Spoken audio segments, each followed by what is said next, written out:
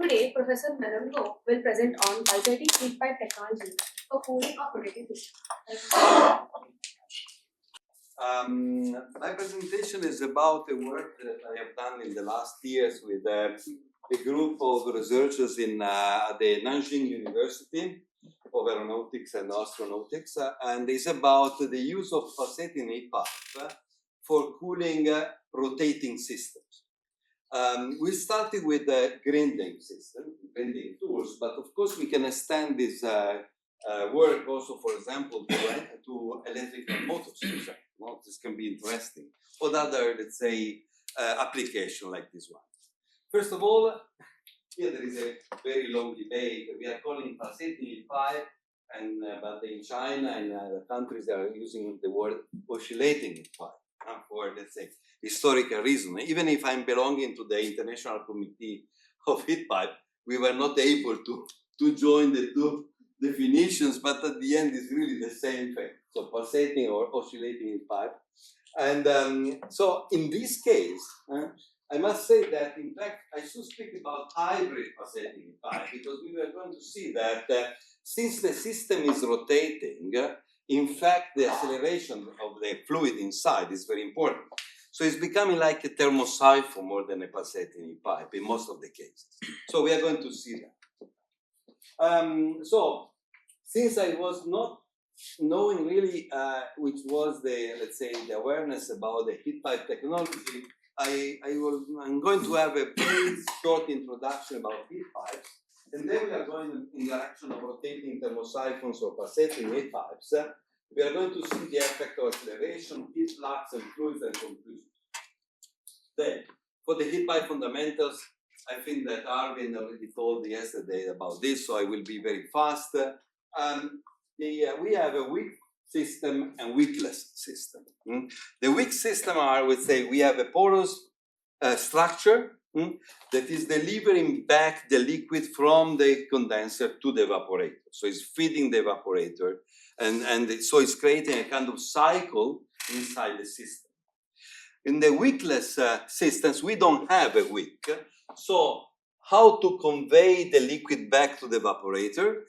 By gravity, a kind of acceleration, or for example, because we are moving the liquid due to the expansion or contraction of vapor bubbles. So the vapor can change the volume, and so this can push the liquid back to the evaporator. So this is the system we are thinking about. So the classical way to think about the wickless heat pipe is the so-called thermosiphon, where the liquid that is forming the condenser section is going back to the evaporator because of gravity. Okay? So, which are the advantages of the heat pipes? Well, they have very high thermal conductivity. So we may have conductivity up to 90 or even 100 times copper, which is really very good. So they are kind of highway for the heat.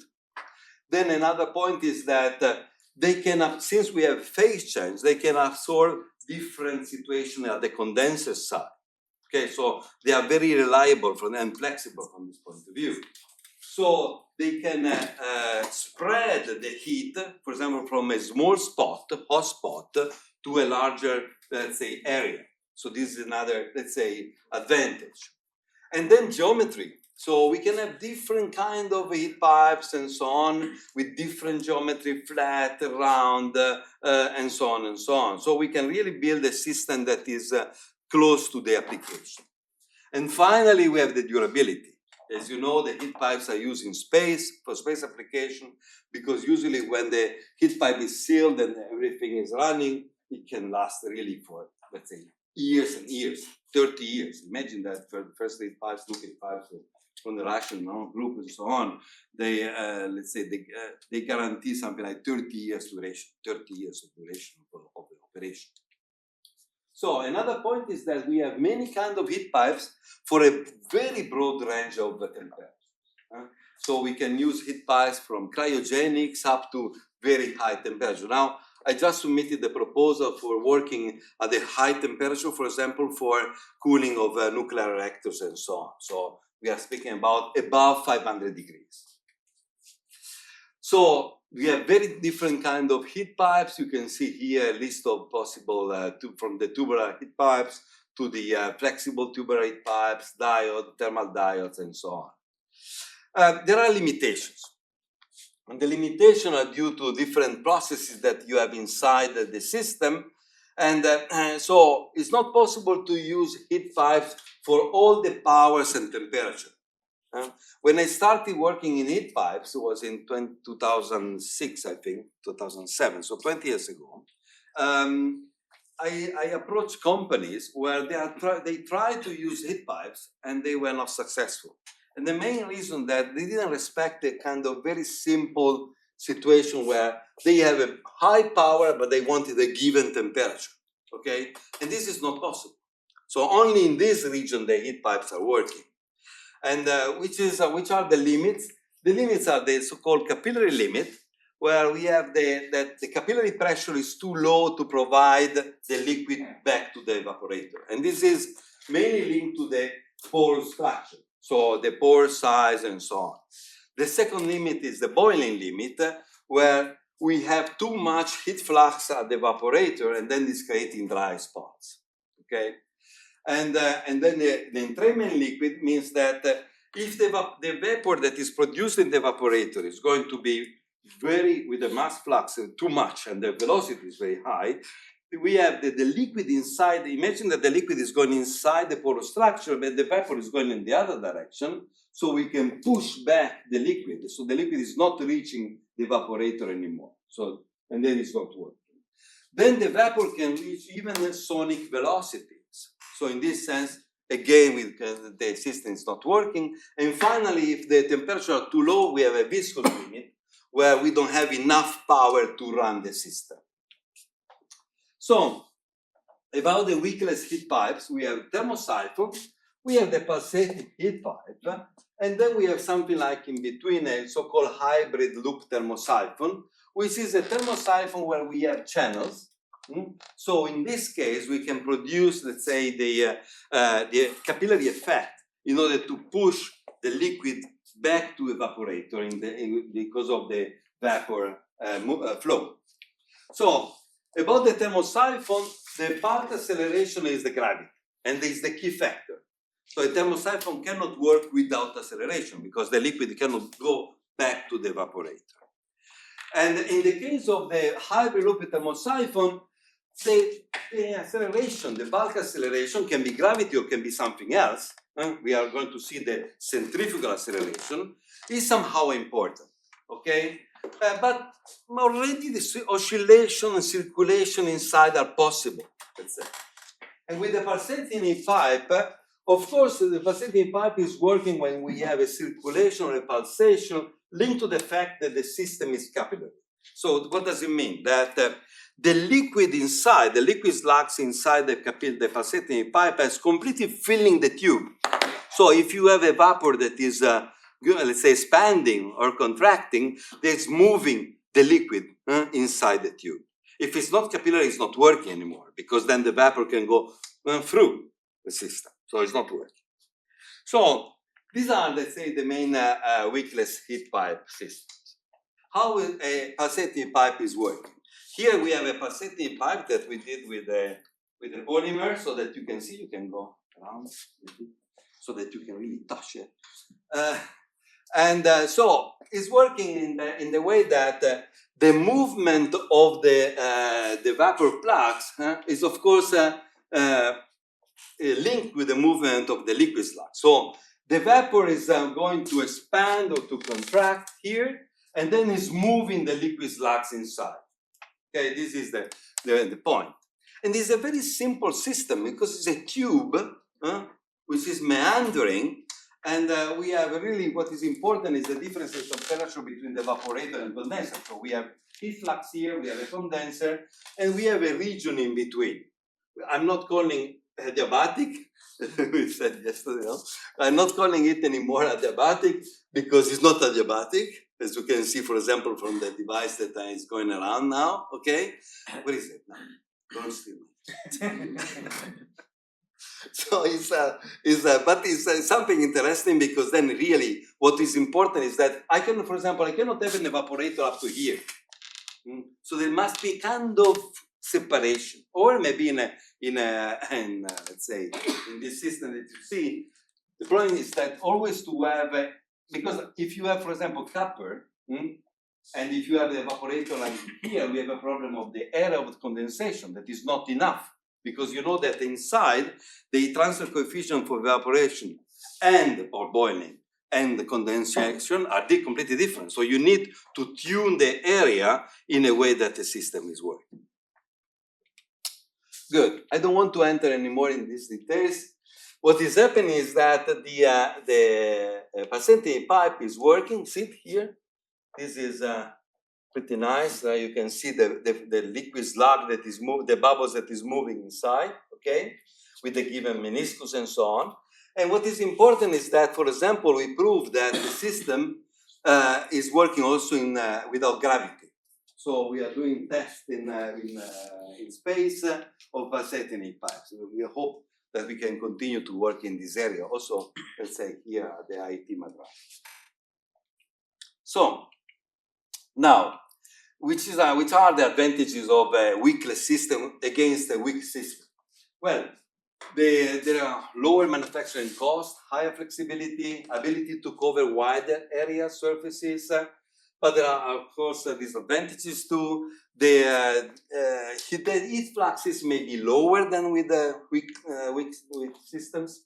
We have the performance that is a little bit difficult to predict, and the physics inside the system is quite complex. So it's difficult to have a complete design of the system. Okay, so another point that is very important to say is that we have a so-called static capillary limit, the bond number, that is giving us the idea of when the diameter is small enough to have the capillary condition.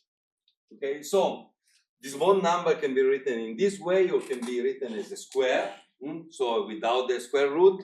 But in fact, we have the static limit that is about 2. It's not the only limit, because there is a dynamic limit due to the fact that the bubbles, the liquid slugs are moving inside, and let's say the Reynolds number is becoming important.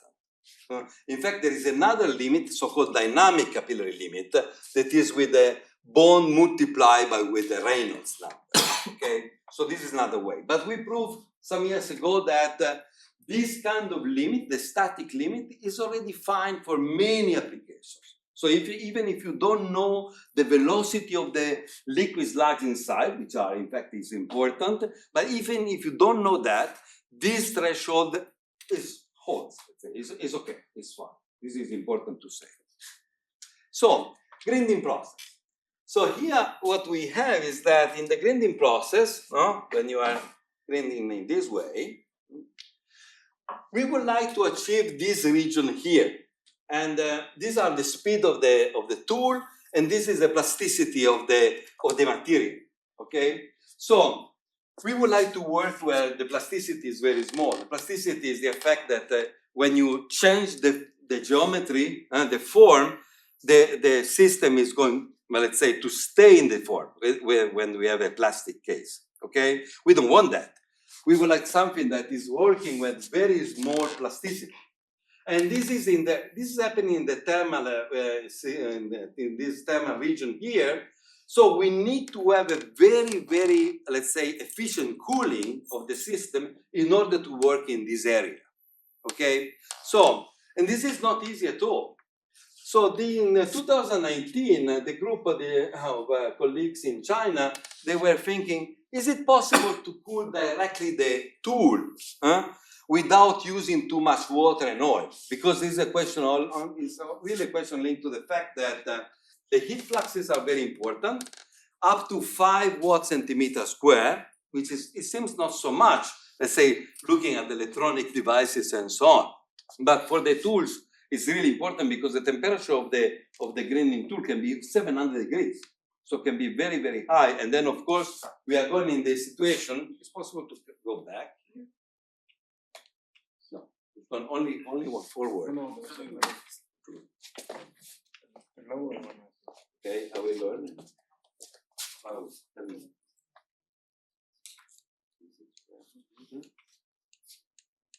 Yes, thank you so much. Because if we are going in this direction with very high speed and we are not cooling down, we are going in a situation where the material can be very brittle. Okay, so now what is happening? It's happening that their idea was we are going to cool directly the tool. Okay, and this is a way to decrease the quantity of water and oil that we are using. Okay, since we have, let's say, this very high heat flux, it is not possible to use, in many cases, it's not possible to use air. Air jet is not enough. So you need to use water or water and oil. So when they were thinking to that, it was interesting, but they got a lot of problems. So this was the first idea was to use a pulsating pipe with a continuous channel inside, okay? And we met in 2019, just before COVID, in Changzhou, because Ning reached me and said, you are one of the few guys that work in the effect of the acceleration of pulsating pipe. We did this work for space applications. So we did, because in our case, we have, during a parabolic flight, we have 0G, and then 2G. So we have a varying condition of gravity and acceleration. But also we use a large diameter centrifuge of the European Space Agency in order to test the pulsating pipe in different acceleration conditions. So he said, you're working in this field, what we can do? I said, okay, but this system is quite complex. Can we start with something less complex? And so he said, okay, let's start with a single loop PHP. Okay, this was the idea. We can try to understand the influence of the different fluids. We can start to understand how to quantify the startup time. Why the startup time is very important? Because when you are starting working, the temperature is going very, very rapidly, very fast, at a very high level. And this can cause a problem with the plasticity of the piece. And then the idea was to collect enough experimental data to feed a numerical simulation for this design. So let's start. This work, the first work was done without acceleration. It was a very simple single loop pulsating pipe with glass. So we can see inside, okay? The evaporator is here, 35 millimeters of this length, 35 millimeters the condenser, and here you have an adiabatic section, which partially is cooling down already the system. So we can use different fluids inside, and we can reach up to, let's say, 25 watt. This means about 22 kilowatt per square meter, so 2.2 watt per centimeter square, which is, let's say, 1/2 of the flux that you may have, we can go there, that you may have in the grinding processes. So what we have done here is that we have tried to simulate what is happening looking at the graphs with a control system, like in the control system. So you have an input thermal load, we have an oscillating pipe, and we have an output. Let's see if it's possible to use some parameter in order to decide which is the difference of using one fluid with respect to another in terms of startup time, for example. So we did this, and I'm not entering now in these details. I don't have time because I think that I'm a little late already. And but we have, for example, this mode for the control system. So, for example, this is overdamped standard mode. So we have two variables, T1 and T2. But what is important is that you can see here, we are able to follow what is happening at the OHP. This is the temperature in degrees, and this is the time. So we are starting with the heating, and you can see that it's very nice, it's working, because here we have the oscillations, let's say, of the temperature. But what is important for us is that this is the measure in black, and this is the red is what we can get from this control system, okay? It's reproducing an overdamped system. This is, for example, these are results with acetone 5 watt that we gave at 5 watt. If we increase at 10 watt, you see that the temperature is going up. Here was 37 degrees, okay? And here is about 60 degrees, so we are going to increase the temperature, but still we have the system that is going in an over-damped condition, okay? This is interesting. What is inside? What is happening inside? You see that since the system is transparent, you can see that we are forming bubbles inside, the bubble is expanding, and of course we are starting like a motion inside. There is expansion, and then the condensation, we have a contraction. So we are starting a kind of a pulsation, okay? It's a kind of pendulum. And you can see here from the temperature, because also the temperature are going to oscillate in time. So what is interesting for us is that using the control system, we have a quantitative evaluation of the setting time. So the time to reach a stable condition. Okay, stable or quasi-stable condition. It's always varying, but we have something like a constant temperature. And we can also have the rising time. Rising time means that when is 90% of this stable temperature. So we have some quantification of the situation. And this is, let's say, under damped. So see that we have a kind of, let's say, increase of the temperature at a very high level, and then we have a decrease. In this case. So it's another possible condition, which is not so good because it's allowing the temperature to go up to a given level, okay? So this is a chance that we have. This was, for example, acetone at 15 watt. Why is that happening like that? Because in these cases, what we have is that, see that you don't have any bubble here. So we are going to have a superheated condition.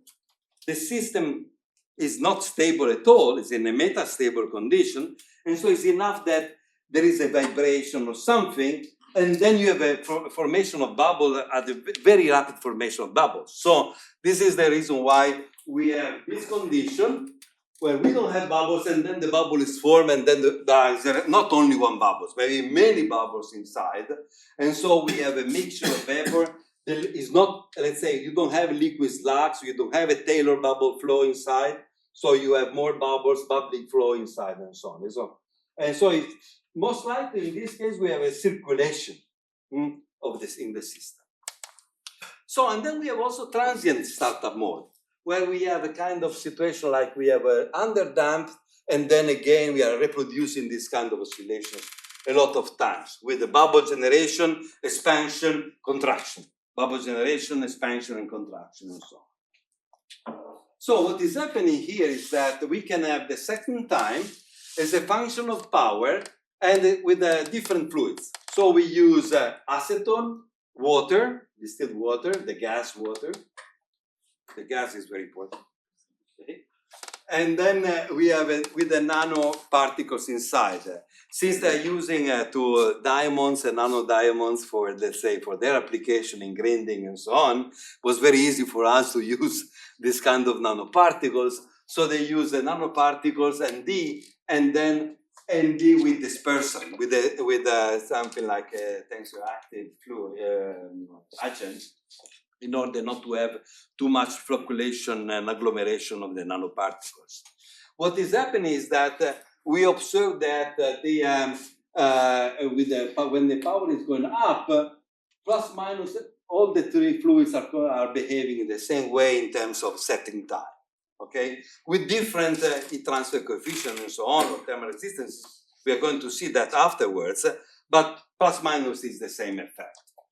And this is a map of the different regimes we may have. So, this was the concept, and now we are landing with this rotating system. This rotating system, we have one single loop PHP that is rotating in this way, okay? Already you can understand that with respect to evaporator, the evaporator and condenser, the evaporator is here, the condenser here, we have a bottom heat mode.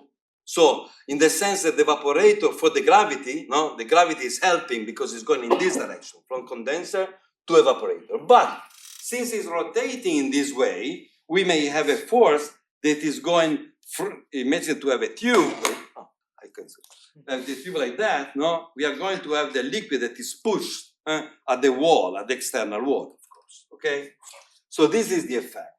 We can now have up to 75 G in this here, and the heat flux is reaching 32 watt/centimeter square. We use acetone, water, and methanol, 55% filling ratio, and again, I said that we have a bottom heat mode. So what is happening is that the system is working. First of all, this was already something not obvious, in the sense that it's true that the liquid is pushed at the external wall, but still we have a circulation. So it's possible. So we are thinking that the vapor is, let's say, is going to push in any case the liquid sometimes in the right direction. So it's creating a kind of circulation. And in fact, you see that we have liquid slug. We have an annular flow, okay? And so we have sometimes the penetration of vapor through the liquid slug, but this is the static case. What is happening is that, what is happening is that when we are going to start rotating the system, we have let's say the circulation is acting. A circulation and oscillation together, because every time we are forming the vapor is formed, and then it's going, of course, in one direction, let's say, it depends. We cannot decide which is the direction, okay? Sometimes it's going on the left, and sometimes it's going to the right. It depends on the position. But what is important is that we observe the vapor bubble that was formed, that was going up, and then push the liquid, even if the liquid many times was only on one side. Okay, so it was something like a wave. Imagine to have a wave. You push, you form the liquid doing like that, and then of course you're pushing. Okay, so it was very interesting, but it worked. So, and here you can see for a static case, 150 RPM and 300 RPM, the situation is plus minus the same. Again, here when we have the rotation, we observe this kind of big waves inside the system that is not possible to see when we have static case. So another point to say is that above 3G, the system is not capillary anymore, because the bond number that contains the acceleration, if you consider this kind of radial acceleration, the bond number is bigger than 2. So in fact, it was not capillary anymore. This is the reason why I'm calling hybrid system. Because sometimes it's a pulsating pipe where we have the wave and we are pushing the liquid, and sometimes not. So it's a kind of strange system in this sense. Okay? What is interesting is that looking at the centrifugal acceleration up to a 76 G, okay, so the thermal resistance is plus minus constant. It's not too bad. So it's not depending on the acceleration, almost. Especially for low surface tension fluids like acetone and methanol. With water, it's a little bit more complex, in fact.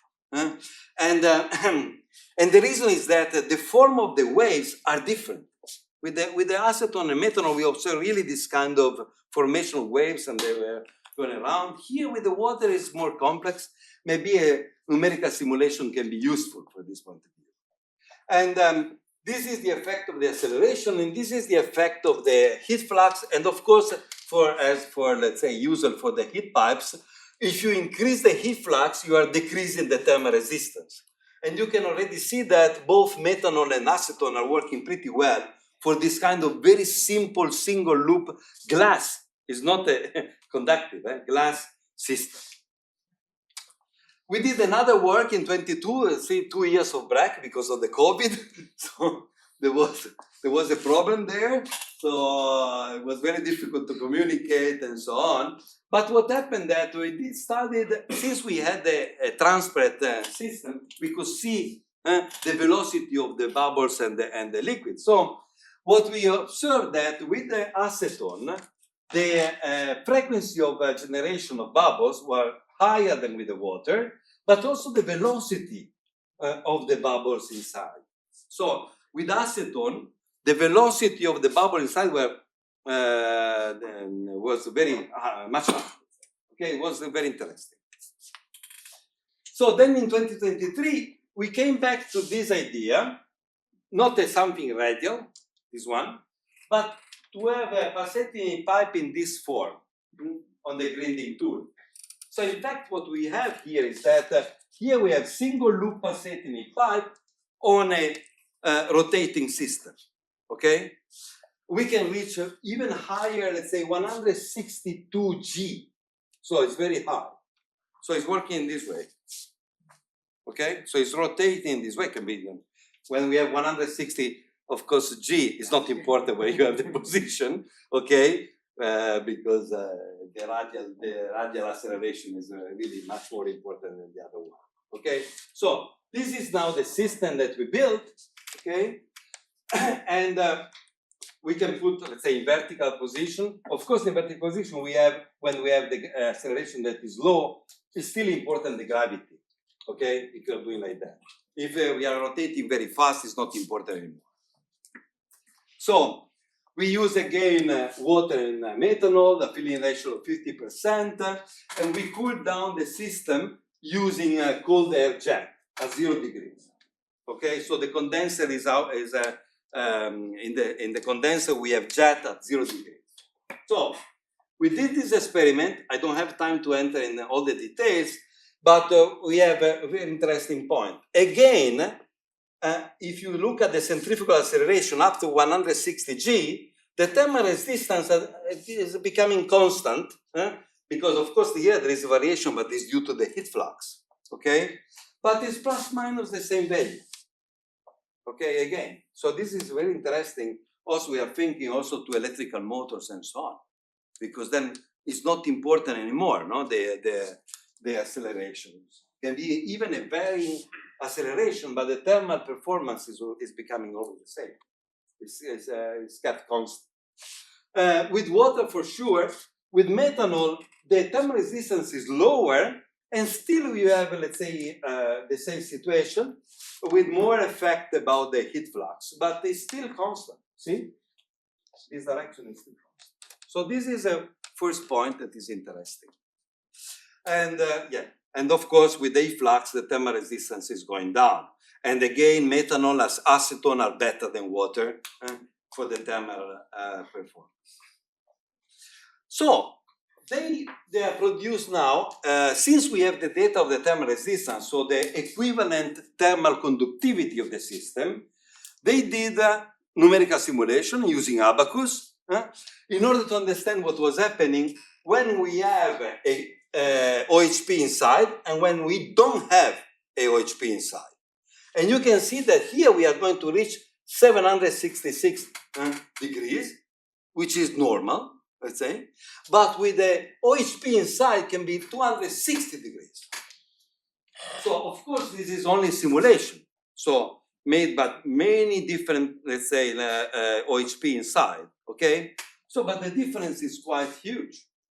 And so, for example, well, this is very important. This is the, in cyan here, we have the grinding heat dissipated through the wheel. And this red is the grinding heat transferred to the workpiece. And it's possible to see that when you have OHP inside, you have only 20% that is going to the workpiece. The rest is going to the tool. And so you can cool down very easily. And if you don't have it, 66% of heat is going to the tool or is remaining in the tool. Okay? So this is quite interesting. So the thermal performance are improving a lot, especially with this system. Okay?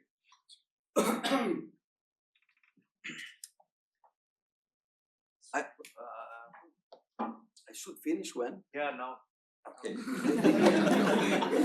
I'm sorry. We are running. Give me 1 sec. I was looking at the time and I said, okay. No. Okay, now, what's going to say is that there is a big advantage, and now the system is under construction. Don't look at now at what is here, because for confidentiality reason, I cannot put the real piece, let's say, that is now built. Okay, but the idea is very consistent. The idea is very consistent. So I need to skip this one, but what we have done is also to measure the temperature inside the tube, which is very important if you want to have a correlation and so on. and I can skip this. And so we have now a nice map of heat fluxes and the centrifugal acceleration with the different conditions, with acetone and other conditions. What is very interesting, one sec, because since we have a rotation, okay, sometimes we have a single side boiling. Not only, the boiling is not happening everywhere, it's happening only one side. Okay, so it's not symmetric anymore. So this is also interesting because it's not observed in static conditions. Okay, I need to skip this. And the final point is that since we had a lot of data, we try also to have an idea of which was the most important parameter for the thermal performance, for the thermal resistances.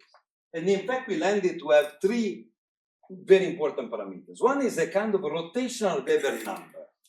Rotational Weber number is, the Weber number is rho multiplied by velocity square, multiplied by a length, a diameter, divided by sigma, okay? The surface tension. In this case, we have the rotational velocity, omega, okay? So if you are using this value of the Weber number, or the heat flux ratio that it contains again the acceleration and the evaporator temperature, these are the three dominant terms in order to design the system. This is very interesting because then in the future we can play with these three values because it means that they are really the most important parameters for this kind of system. Okay, conclusion, okay, we can skip this and this, okay, and the future work, and finally, after let's say 6 years, 7 years of work, we are going to have enough data for the simulations. So the PhD student is coming to my group in Pavia, and we are starting to use the lumped parameter network modeling to look at the performance of the PHP in the rotation condition, okay? This will be the next work. And then another work will be to have the integration of a steel system, not the glass system that we used until now, inside the grinding wall and the grinding wheel. So it's going to be realized finally. So this journey should end up, let's say, end of 2026 with an operational tool. So let's see what's happening, but I hope that we are very, let's say, hopeful that it's going to work. Okay, thank you so much, and sorry if I'm a little bit late. Time for only one question and maybe interaction outside during the tea break. Yeah. So in the rotational frame of reference, you have relative movement of the air and the water. So if it's, for instance, if this is the center of rotation and it's moving in this direction, the Coriolis force is -2 rho, relative velocity as a cross rotation. So if you're moving in this direction and you do that cross, then you get one-sided. Rho is 1,000 times. So your water goes to one side when it's going up, and it goes to the other side when it's going down. And that would explain exactly your one-sided. And it's easy to check because in one arm, the water's on that side, and the other arm, the water's on that side. And that would explain exactly what you're observing. But you didn't mention Coriolis force. Sorry for that. He's my supervisor. I have another suggestion, but I'll do that in comment. So we'll have a quick tea break and come back in 10 minutes.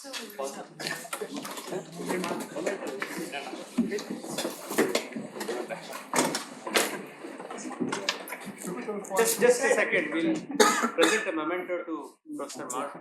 I request Professor Adam Better location.